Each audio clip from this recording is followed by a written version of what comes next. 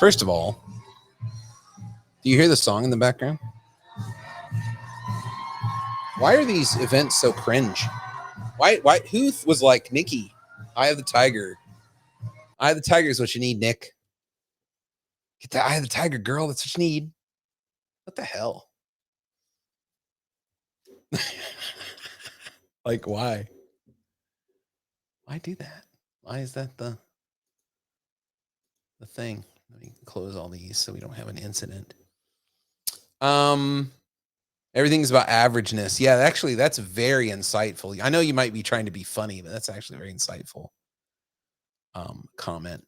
So let's talk about the frame of this very quickly.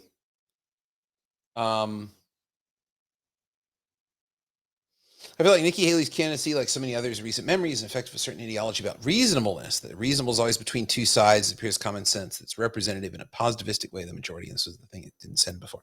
That's really kind of interesting because if you look at the last election, you could argue that Trump, it was about if reasonableness is that position that's attractive to a lot of voters, Trump offers kind of an anathema to that in unreasonableness or directness or I'm identify like Trump's whole candidacy, maybe a thing that might have attracted people to him was this idea that he was anti-reasonableness. He was like, that's all stupid. Those stupid politicians, like or maybe he tapped into a sensibility that people understand that this is what campaigns are about the middle, about being the good professional politician. And people had a real distaste for that. Yeah, they don't have any other playbook. It's kind of like, turn the page. It's kind of like the Milgram experiments where it's like, I think that guy might be dying. And they're like, please follow the instructions in the handbook and shock him again. It's basically a giant political Milgram experiment. I think you're absolutely right though, Rhetoric Prof. This reasonableness position, like I'm here for the country. I'm not here for, that's the last thing that's with us from the Whigs, right? I'm here for my country. I'm not here for any party. I'm not here for any ideology. I'm here for America. And every campaign announcement is like this. Now, is every candidate like this? No, every campaign announcement is like this. So a few years ago, my friend AJ and I wrote this after 5 of the C-SPAN Volume 6 Year in Politics review, where we decided to take on these presidential campaign announcements. And we compared them to the quantum mechanic theory of Schrodinger's cat. And I found this great quote from Bill Clinton's campaign announcements, which shows you what these announcements are all about. This kind of reasonableness, like that Rhetoric Prof is pointing out.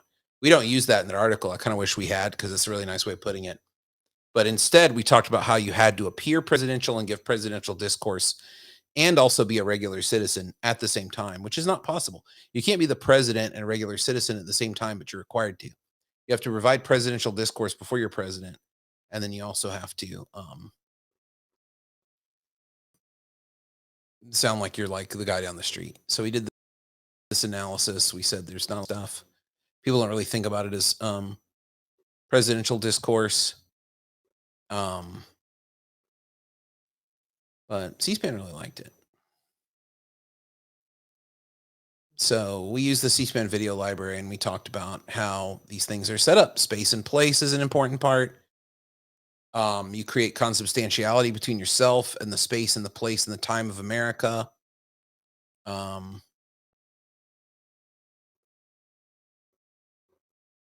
Yeah, so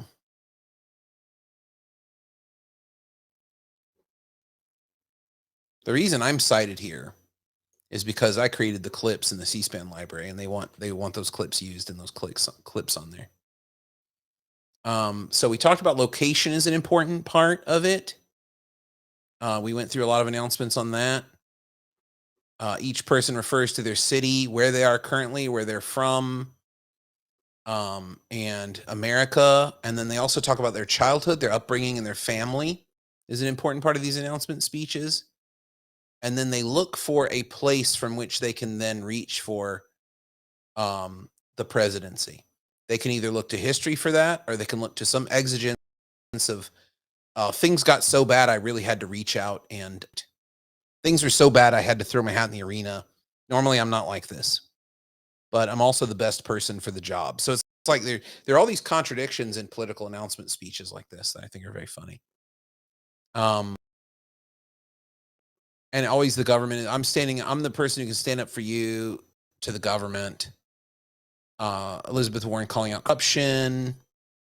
Ronald Reagan saying he's going to stand up to corruption. Decades earlier, almost the exact same quote that Elizabeth Warren used in her campaign announcement speech is almost exactly the same as Ronald Reagan in 1980, which is pretty astonishing. Yeah, the humility topos is gone. I'm the best for the job, but I'm also just like you. Trump was like, no, I'm incredibly wealthy and incredibly successful, and I'm a super successful businessman, and you want me in charge.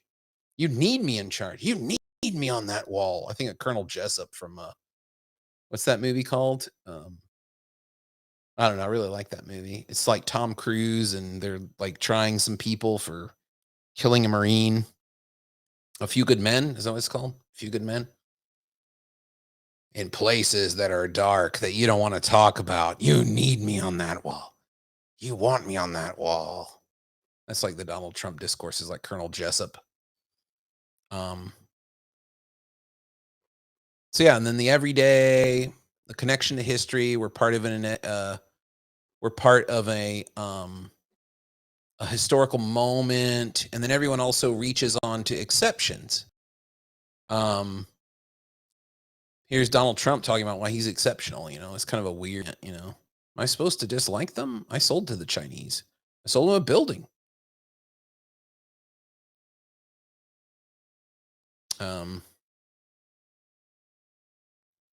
Yeah, and then putting yourself in the narrative. So those are some of the things that we suggested and put out there for that. So let's see what Nickki Haley does, and I'm going to kind of live react to this, and you guys can react in the chat too. How does that sound? Now that I figured it out, I sure hope me cutting away didn't ruin the sound. Hope not. Hope not. Let's go. Eye of the Tiger. It's good to see Nickki Haley smiling. She's not a big smiler. But I don't want to sound sexist. I think it's always good in candidates smile, but she's usually very serious, Wow, this is fantastic. Thank you so much. It's a great day in South Carolina. So that's that's the calling attention to the immediate geographic space. Thank you all for being here. I have to say before I start, I've got to give a shout out to the people who took the podium before me. To Pastor Hagee, I still say I want to be you when I grow up. Thank you. Does she have John Hagee speak? Candace Glover, you are He's a crazy. star and a source of pride for South Carolina. That was amazing.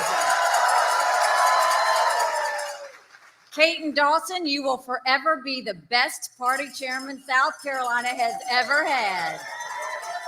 Is she affecting more of a Southern accent than she did in her UN speeches? Are we seeing a little of the South Carolina come out here? Also, South Carolina, this is very much what we would expect from a campaign announcement speech. Immediate attention to geographic location. Cindy and Fred Warmbier and their family. You will always have my heart. It also makes sense why Eye of the Tiger, because Clemson, didn't she go to Clemson University, the Tigers? Otto is makes so sense proud now. of you. It's no longer cringe. And to Ralph Norman, I would have been right there with you in Congress, holding them accountable. God bless you. I love you. Thank you so much. Not too bad you didn't win that race. I'm so glad to be with the people I love, in the state I love, to talk about saving the country I love. It's a nice triplet there.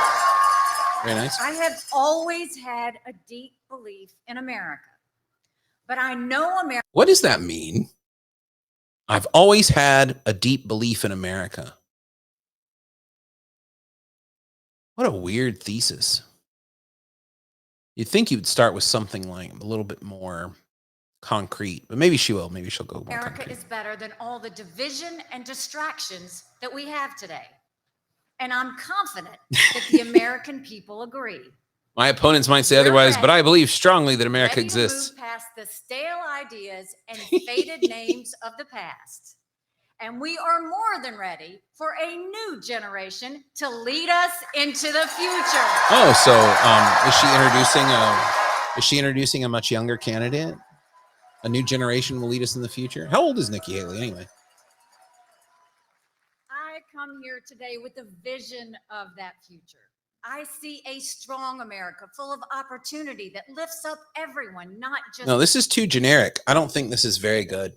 That's true. She's actually 2 generations removed from Trump and Biden. So she's right about a new generation.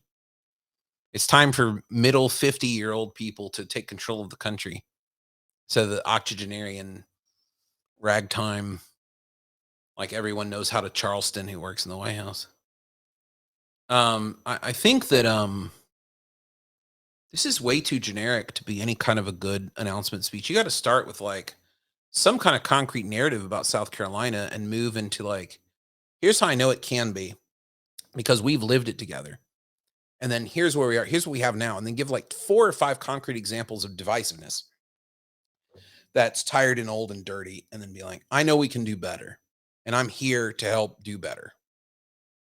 Yeah, that's true. But you can't run for vice president. You have to run for president. No one's going to pick a weak person in the campaign to be their vice president. But also it's Southern strategy, you know? I mean, she's a front runner for vice president for sure because South Carolina. If the Southern strategy still holds, I don't think it does. I think it's much more crazier than that now. But we can say more about that later. Few. I see a proud America, confident in who we are and what we stand for.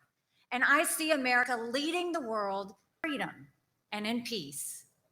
But this vision isn't just mine. It's the core of our nation's history. And it called to my parents over 50 years ago. I am the proud daughter of Indian immigrants, and I am blessed that they are here today.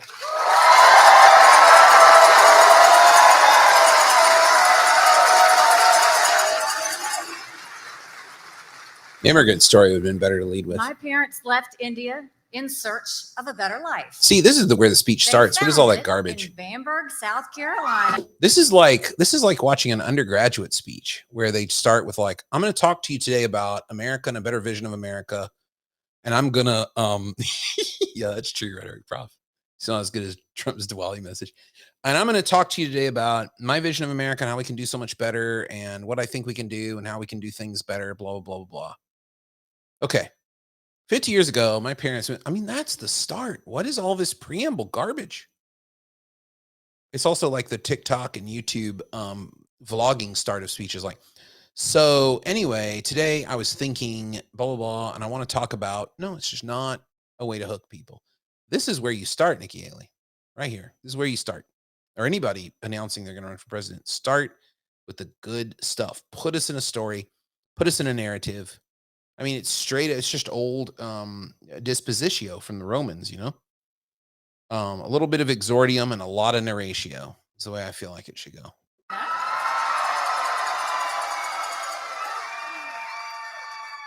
Population 2,500.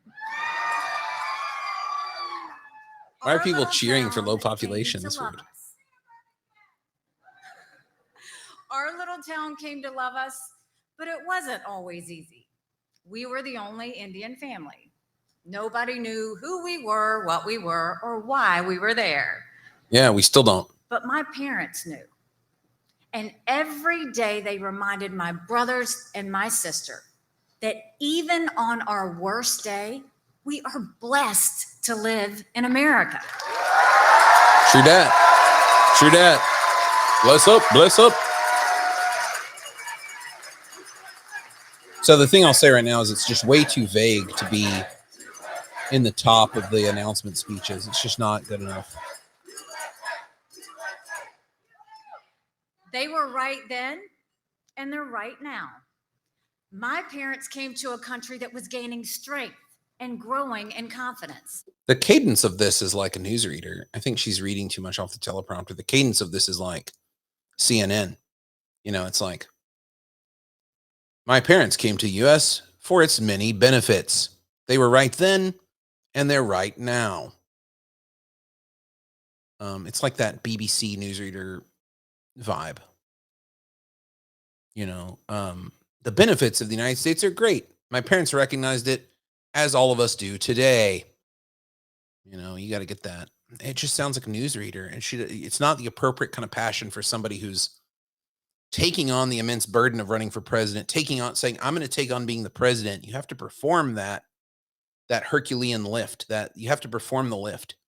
And it's just too newsreadery, too flat, and too generic to really be anything other than, well, like Rhetoric Prof said, maybe she is running for vice president. It's too generic, too flat to be anything other than, I've met the minimum requirements. Where's my A that we often see from undergraduate speeches, or at least I do. But that was then. Now America is falling behind. Our future is slipping. Our leaders are failing us. Mm-hmm. And no one embodies that failure more than Joe Biden. Nobody. I think we can think of a few people who embody that failure more than Joe Biden. But anyway, yeah, Beck's Risk Society. Moving messages are less important than risks of communication. I think I understand what you mean by that. I'm not familiar with dad body failure. I'm not familiar with the Beck Risk Society stuff. Maybe you could say a little bit more of that in the chat. I think that's very interesting. But yeah, the risks of communication are great. They're always great. The risk of communication is a risk of vulnerability, of putting yourself out there. What if I can't? What if I'm not good enough? What if I can't persuade them? What if I can't get them? What if I can't get them to understand me? Or what if they misunderstand me? It's always highly risky. And Phaedrus, this is like the topic of Phaedrus with writing that Plato was worried about. It might be better than to just like say the thing everyone expects you to say, and then everyone's like, okay, tick box, you've done it. Now we can go decide who should be president. Right now, in the greatest country in human history, we have too many families paying too much for groceries. Too many mothers searching frantically for baby formula, and too many children who are so far behind in the classroom, they may never get ahead. All three of those were domestic. Typically, the triplet there would be foreign policy, economic policy, domestic policy. We had the economic policy, and we had some weird references to stuff, but it would have been better to be like, here in South Carolina, we've seen, and here in South Carolina, we send our young men and women off to defend the country, and we're not sure what we stand for. Something like that would have been better. But normally you'd have foreign policy, economic policy, domestic policy. Why all domestic? We have too many small businesses who can't afford rent, and too many big businesses. I think there's a book to be written about small business tropes in political discourse in the United States. When did the small business become the litmus test, the linchpin for all presidential policy? Getting taxpayer bailouts. We have too much crime on our streets, too many drugs flooding our cities, and too few police and border patrol. I don't think we have too few border patrol, but please note that Nickki Haley's speech suggests that there's an appropriate amount of crime and drugs that should be on the streets. She's like, there's too much. So there's an appropriate amount of PCP in her mind that should be on the streets. Just letting you know that.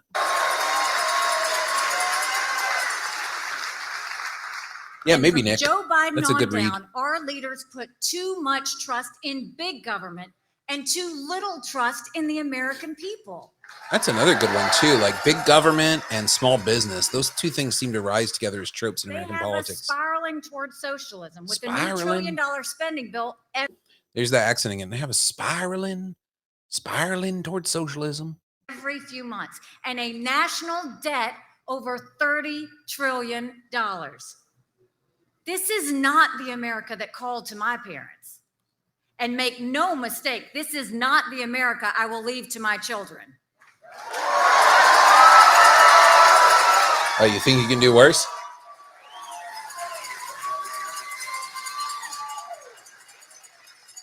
We must stop socialism before it's too late. It's weakening America from within. But there's something else that's eating away at our national core. On Biden and Harris's watch, a self-loathing has swept our country. It's in the classroom, the boardroom, and the back rooms of government. Every day we're told America is flawed, rotten, and full of hate. Joe and Kamala even say America's racist. Nothing could be further from the truth. I think that's actually pretty good. This is probably one of the better critiques of wokeness that I think I've heard from The politicians. American people know better. My immigrant parents know better. And take it from me, the first minority female governor in history, America is not a racist country. That's a good line.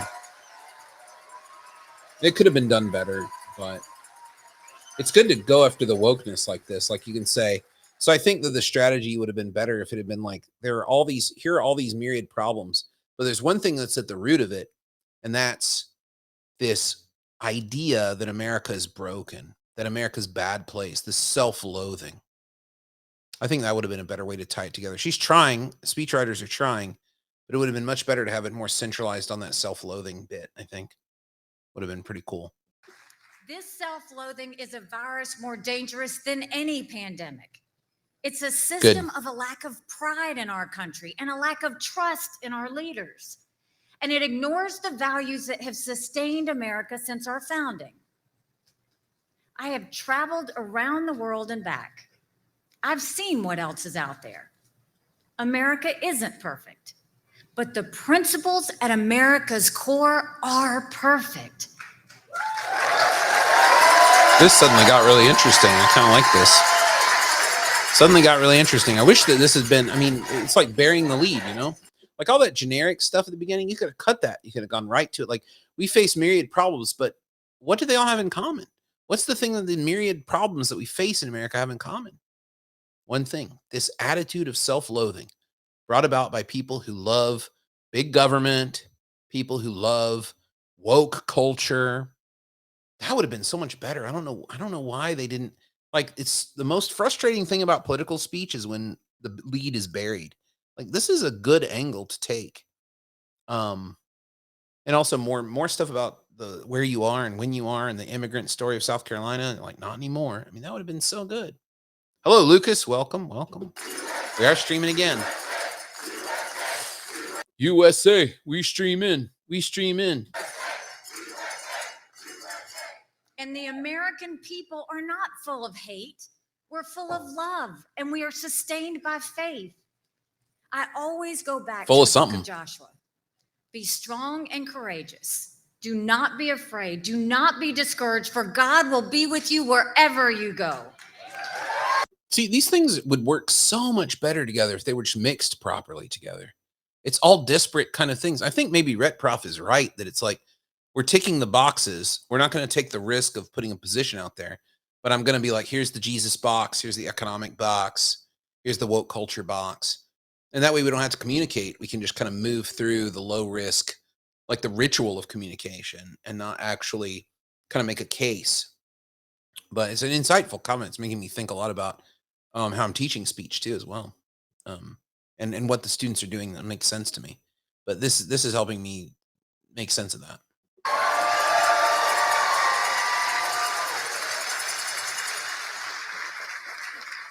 Strengthening America, believing once again in America, is the only way to defend ourselves from those who want to destroy us. When America is distracted, the world is less safe. And today, our enemies think that the American era has passed. They're wrong. America is not past our prime. It's just that our politicians are past theirs. Okay. 10 out of 10. Would RE. GG's. That was good. That was very good. Age, immigrants, Southern. Why isn't she playing more on these tropes? It's too light. Joe Biden isn't leading from behind. He's not leading at all. On his watch, a terrorist mob conquered Afghanistan and killed our troops. Iran is on the brink of getting the bomb. North Korea is launching more missiles than ever. Russia started the biggest war in Europe. My Twitch channel is Sophistic Steve. Twitch.tv/Sophistic Steve. If you want to watch it there. In 75 years. And in communist China, We face the strongest and most disciplined enemy in history. It is unthinkable that Americans would look at the sky and see a Chinese spy balloon looking back at us. China's dictators want to cover the world in communist tyranny, and we're the only ones who can stop them. But let me be clear, we won't win the fight for the 21st century if we keep trusting politicians from the 20th century. Yeah, these little contrasts are good. He's not leading from behind. He's not leading at all. The age thing was very funny. This contrast is good. The Chinese balloon reference, all very good. More specifics, but it's just a jumbled mess. It needs to have more narrative flow and return to that immigrant experience of South Carolina as what sets you apart, but also makes you common. Like the important thing about presidential campaign announcements is you have to show that you are already president, but you're not. Right? That's the essential aporia here. You're a common person with common, everyday, incredibly unique and special experiences that no one else can have, that we've all had by virtue of being American. And you're thankful for that. And now you're taking on the burden of being president, which is so hard because there's so much to do. And it's so incredibly difficult. But everyone in charge is just so bad I have to do it. The paradigmatic one of these is the 1980 Reagan one, which would be a good contrast for this. I want time to do it today, but it could be good. Yeah, but that's right. Matt is exactly right. Professor Lavery is right. Simultaneously be a minority in the most average American state. That's what you have to do. That's AJ and I's argument. Carver and I in our essay argue that you have to be the average American and the only person capable of this incredibly unique job at the same time. So you have an average childhood experience with the best parents who've ever lived in the best country that's ever been. And you had opportunities that people only dream of, just like you. Everybody got that? It's kind of weird, but that's the essential contradiction or aporia of these announcement speeches. I just don't think she's doing a good job of it. We need more special uniqueness that allows her to see things in a way where she can agree with all of us, and then she's the only person for the job. It's really fallen flat in my estimation. I don't know what you guys think. I know what Ret Prof thinks. It's going to be flat regardless, but I think, and I mean, I think that kind of, as I watch this, that kind of cynicism is well warranted, but I wonder. I think it could be a lot better.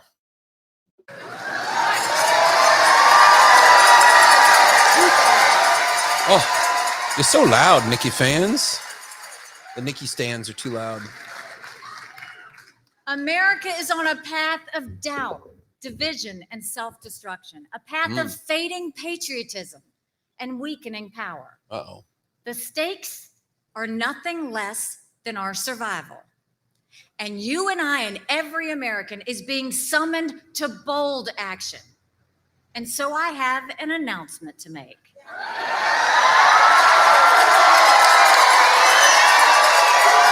What do you think it's going to be?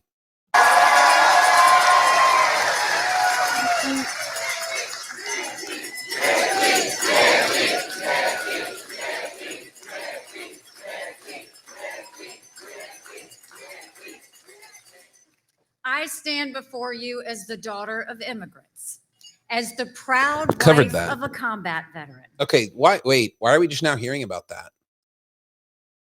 Think about the law. I'm the proud wife of a combat veteran. Why didn't we hear about that? That's the first mention about U.S. power projection, foreign policy, military that we've had. And as the mom of two amazing children, I've served as governor of the great state of South Carolina and as America's ambassador to the United Nations.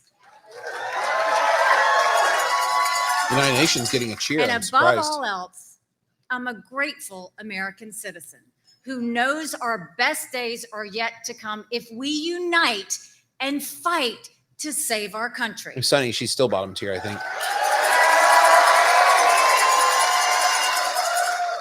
I have devoted my life to this fight, and I'm just getting started.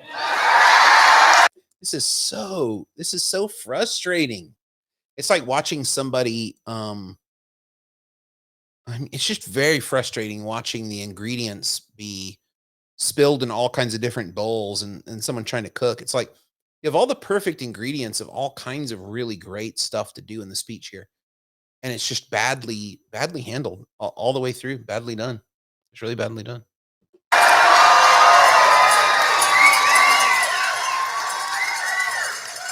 For a strong America, for a proud America, I am running for president of the United States of America. Not Clemson? I have the tiger, not Clemson? You can run for president of Clemson, you might make it. Maybe. Nikki. That makes me feel like the Ricky Lake show. Remember the Ricky Lake show? It sounded like saying, Ricky. You guys remember that, or am I too old? Remember Ricky Lake? When I look to the future, I see America strong once more. We'll end inflation and build an economy that works for all, just like we did in South Carolina. Okay, say more. Don't say less. Say more about that. That's important. In the America I see, every child gets a world-class education because every parent gets to pick their child's school. Doesn't make any sense. And no, this is just so strange. Like, why wouldn't you be talking about your experiences as a kid in South Carolina or as governor of South Carolina as the grounding for these claims? Why wouldn't you do that? It's so vague. Presidential announcement speeches have to be incredibly specific, incredibly personal, incredibly geographically tied. She's not doing any of it. This is probably one of the worst ones I've seen. Well, I mean, there is the amazing there's the amazing Ron Paul presidential announcement from the Iowa City Airport Holiday Inn, which I think is a pretty bad one, but that's mostly because of the location. It's very hard to like tie American values to the one conference room at the Iowa City Airport Holiday Inn, which has got to be the funniest location for a she's at Clemson pretty obviously, right? No, Charleston. It says it right there. She's in Charleston. Well, that makes sense. But God, that campaign announcement speech is very funny. no politician will be able to. But better than this one. The location is funny, but better than this one. Like he understood the assignment. I don't think she understands the assignment. To use a Gen Z neologism. To close those schools ever again. Not going to close schools no matter what, even if we get H1N5. Okay. Great. Everyone will bleed out in the school. I see police know we have their backs. And criminals know we have their number. And our states will be safe again. In the America I see, we stop the surge of drugs and illegal immigration. That means having a real border and mandatory E-Verify like we got done in South Carolina. Wouldn't it have been cooler if she was like, here's what I know. She's like, but these aren't just words, not just like other politicians. Because I don't just have promises, I have a record. And that record is one we all in this room share in South Carolina. Then you can go into repetition. In South Carolina, we back the blue. We did da-da-da. In South Carolina, we stopped illegal immigration and fought human trafficking. Like when you talk about illegal immigration, you talk about human trafficking and drugs. It's probably best not talk about illegal immigration. Talk about human trafficking and drugs. And I think that's much better. So do that. But it should be in South Carolina, in South Carolina, in South Carolina. You don't say anything else until you've said in South Carolina, we 3 times. Like why? She's got all the equipment. She just doesn't know how to use it. It's very sad to watch this. It's like she's just leaving so much good stuff in the trash here on the table that could have been picked up and used. It's terrible. Businesses must hire Americans, not illegals. That's just not even in South Carolina, we encourage businesses to hire more South Carolinians. As president, we will make sure that every American who wants to work can get a job. That's so easy. This is making your job harder, Nikki. It really is. Pretty weird. In the America I see, everyone has full confidence in our elections.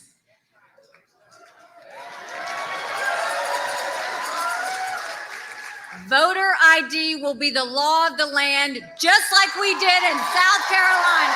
There we go. Now that's what I want to see more of. That's what you need to do more of. Tout your record. You have a record, right? And you were the UN ambassador. You've met with every representative from every country. Why is there no foreign policy here? The America I see is freer and better for all because Washington will finally serve the people instead of the political class. We'll end corporate welfare and bailouts for big business, and we'll end the earmarks and pork that fuel big government. You can be more direct with that. Like earmarks and pork barrel, it's better when you say it's like, as far as earmarks, pork barrel spending, and big government funding that gets us into $30 trillion of debt, I have one word: veto. It's powerful. Do that. Act like the president. You're running for president. Act like the president. And when it comes to our politicians, we'll light a fire under them. You see, that's good. I like that hoaxy George W. Busherism there. As far as politicians go, I'm a lot of fire under them. It's great. Do that. More of that. Their job is not to say things on TV. Their job are to do things in DC, like solve problems instead of ignoring or creating them.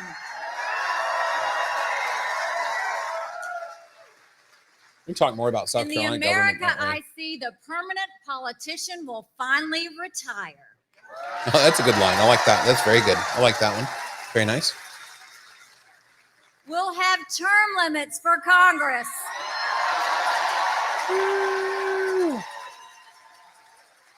And mandatory mental competency tests for politicians over 75 years old. That's kind of crazy. That's actually a college debate topic that I think I judged once. I think it was mandatory mental competency for 75 and up. Wow. Most of all, I see a strong America because I see a proud America. I think this is the move strong to the and proud, not here. Weak and woke. That's the America I see. Oh, I love that. Strong and proud, not weak and woke. Oh my God. Use that throughout. That's too good to be a one-off. Cadence and memory is important. They got to remember why they got excited for being there for you to run. They're going to have to remember it for like a year. So you better come up with some cool phrases, that people can remember that have a cadence. And use them more than once. What a waste. The America I see will win the fight for the 21st century. We'll have the courage and confidence to defend our values and defeat our enemies. In this America, the armed forces of the United States will be stronger and more capable than ever.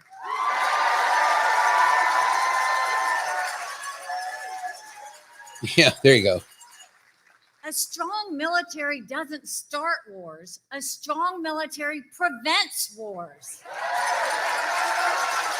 It's like, this is just kind of like a statement everybody cheers, and it's very vague. I do like Sonny's idea. You think COVID-19 is dangerous. Let me introduce you to a woke 19-year-old.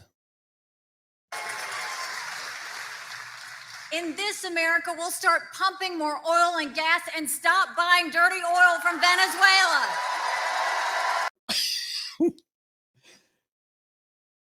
Saudi Arabia? Maybe? No? Venezuela is the dirty oil?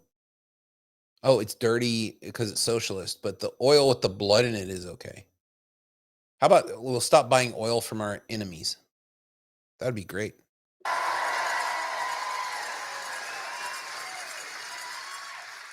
We'll stand with our allies from Israel to Ukraine and stand up to our enemies in Iran and Russia.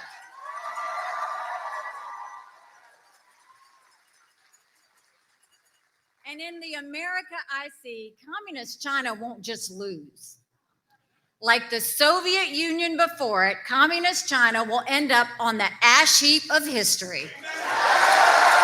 Who wrote the speech? This is embarrassingly bad for whoever wrote this. They're just plagiarizing Bush's speechwriter there. The ash heap of history is a great line.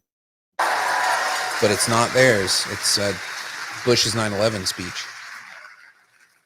Realizing this vision won't be easy. It will take an unparalleled level of commitment. It is like Mardi from Gras. all of Matt us. nailed it. That's very good. And It surprisingly requires outdated. Yep. faith and a willingness to move past the status quo. Like, is communist China really the threat, or is it more like imperialist China? Like China acting like an empire? I mean, that's probably a little bit too nuanced for a speech like this, but it is food for thought thinking about it being outdated, Sonny. And yeah, it is like throwing the beads from the float. This is kind of like a celebration. It can't be a celebration. It has to be like, I'm picking up a burden and I'm carrying a burden for you. Yeah, I wonder if this is like the 2016 speech. I wonder if you could do a comparison of that. That'd be fun to do. And it will Look at them side by side. doing some things we've never done. I bet they're very similar.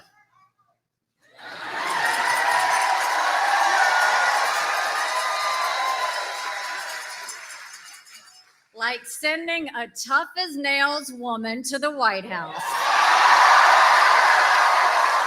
Do you have any suggestions?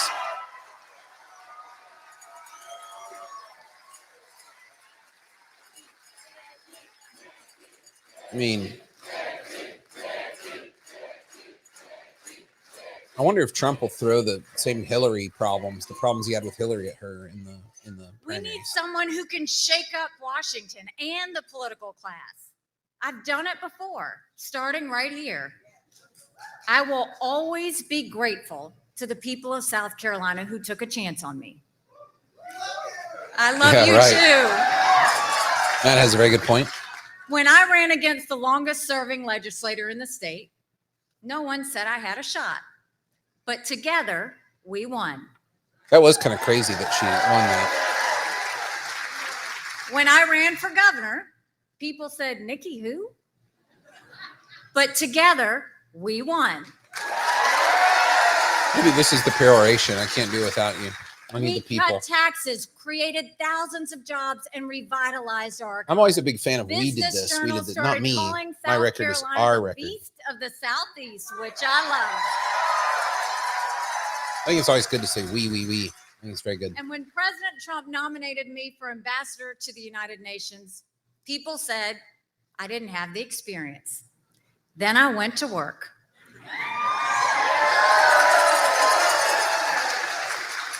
I told the world that America would have the backs of our allies, and for those who didn't have our backs, we were taking names.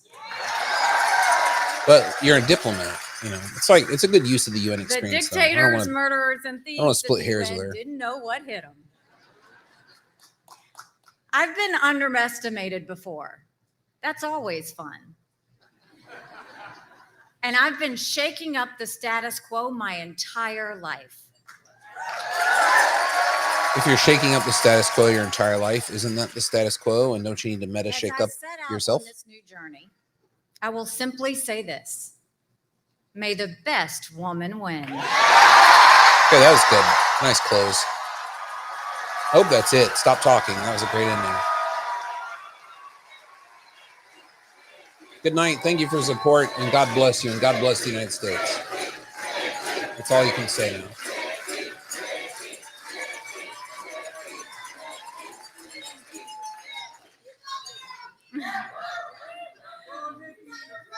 I got your back too. All kidding aside, this is not about identity politics. I don't believe in that. And I don't believe in Ruined. glass ceilings either. Ruined. F.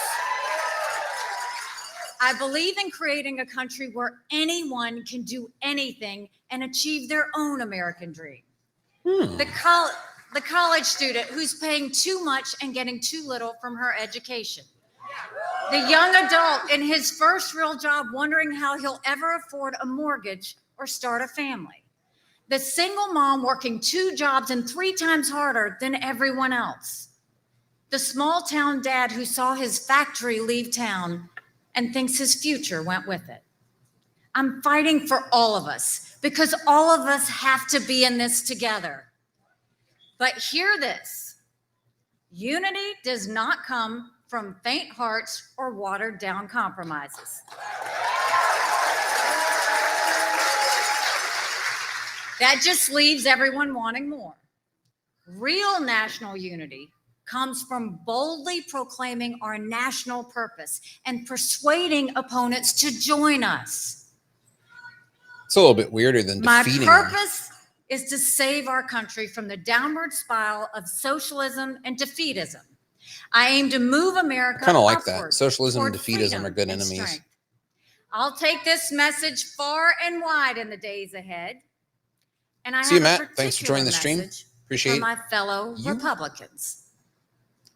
We've lost the popular vote in 7 of the last 8 presidential elections. Yes, you have.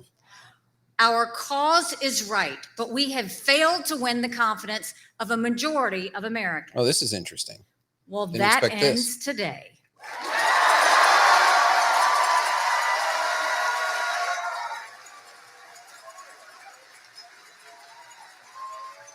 Yeah, but like, who cares about the popular vote? It's interesting to bring that up.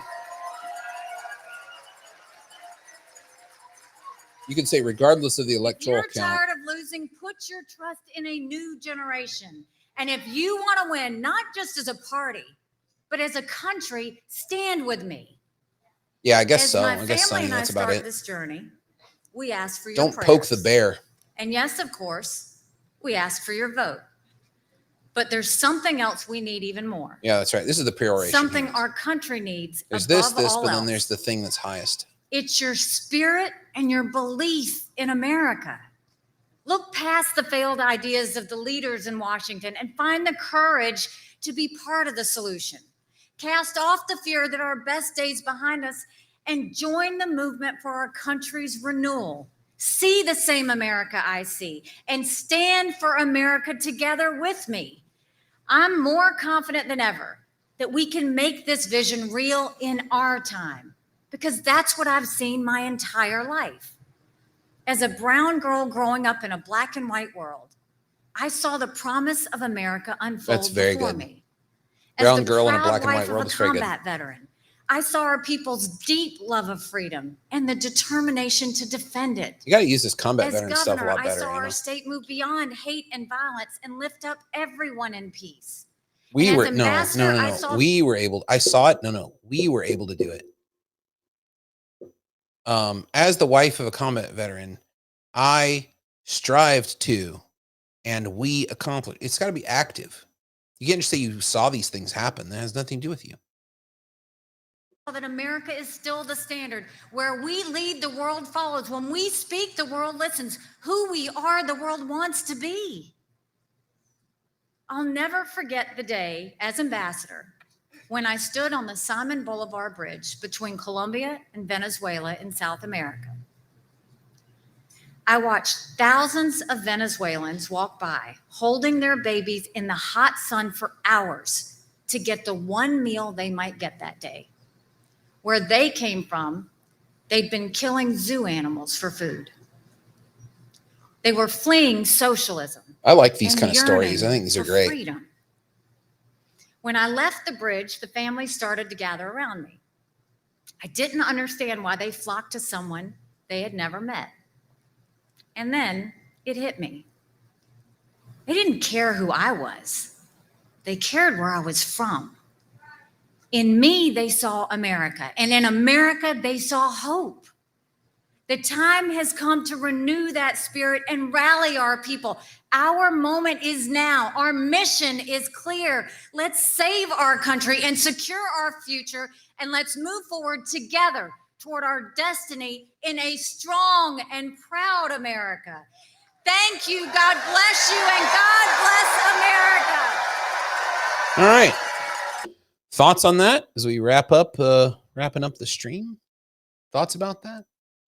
I do not think it was as good as it could have been. Was it terrible? It's probably one of the lower ones, but I mean, again, it's one of the lower ranked ones for me. But again, the issue is that these speeches, these campaign announcement speeches, are not taken very seriously. Maybe, Nick, it could be that maybe she did. It seemed very rehearsed, though. The way she's reading it, I think she's relying on the teleprompters too much. She might have written it herself, or she might have overridden her speechwriters, which happens sometimes. We don't know what kind of working relationship she has with speechwriters, but we don't know that with many politicians until after they've retired, after they've given up. But she might have said these things have to be in there. But I mean, repeating that you're the wife of a combat veteran 2 or 3 times and not really going hard on that. My parents are immigrants. I'm the child of immigrants. It's just stale. It gets repeated 3 or 4 times. It gets stale. Do more with it. And then just active stuff about how we in South Carolina, what you want is you want to show that your experience at the UN, your experience as governor of South Carolina, were the proof of concept. This was the lab where the experiments were run and the experiments were all positive. I'm just going to do the thing on the bigger scale now. And I think that's the playbook. And she's got so many unique things she didn't use that would have helped so much, I think. But again, the challenge with these speeches is for them to be taken seriously and not for people to just immediately go to the record and start looking, the talking heads start to overcome it. That's why you got to have the cadence and the rhymes and the story, the deep narrative. Pete Buttigieg had a very good one where he had that deep narrative about South Bend, Indiana. I think that's a good one to look at about how to do it well. But you also have that aporia of I'm not president, I am president, I'm just like you, I'm exceptional. All 4 boxes have to be checked to have a really good, successful one. Um, yep, there it was, Nikki Haley.